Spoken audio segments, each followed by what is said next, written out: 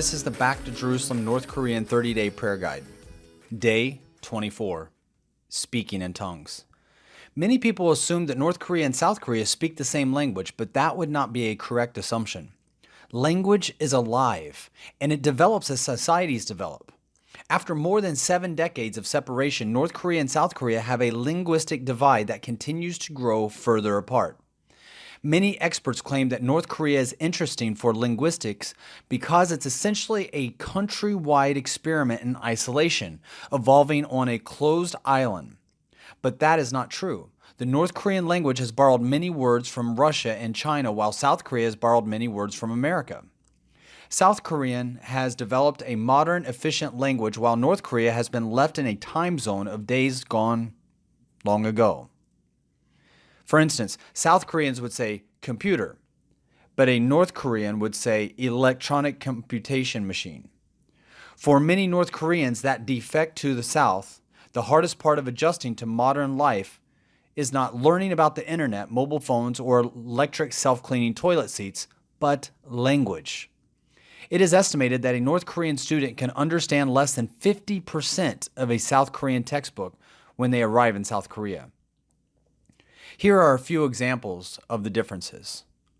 Corn in English would be kadnaning in North Korean, oksusu in South Korean.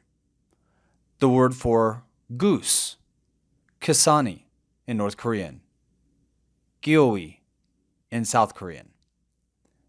McDonald's in English would have no translation in North Korean. McDonald would be the South Korean translation. It is virtually impossible to share the gospel in North Korea unless one knows the language. That is why the Back to Jerusalem missionaries study the North Korean dialect prior to going into the country.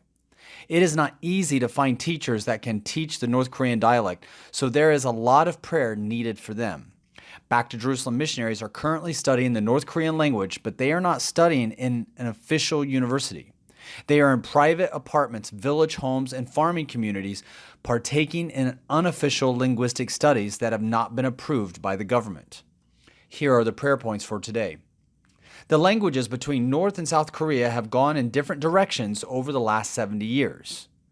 The North Korean language might be backwards for modern society, but it is their heart language and the way to reach their people.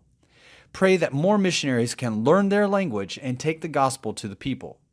And pray that more Christian resources can be made available in the North Korean dialect. Today's scripture reading comes from Revelation chapter 10, verses 10 to 11.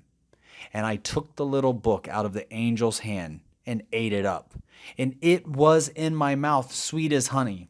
And as soon as I had eaten it, my belly was bitter.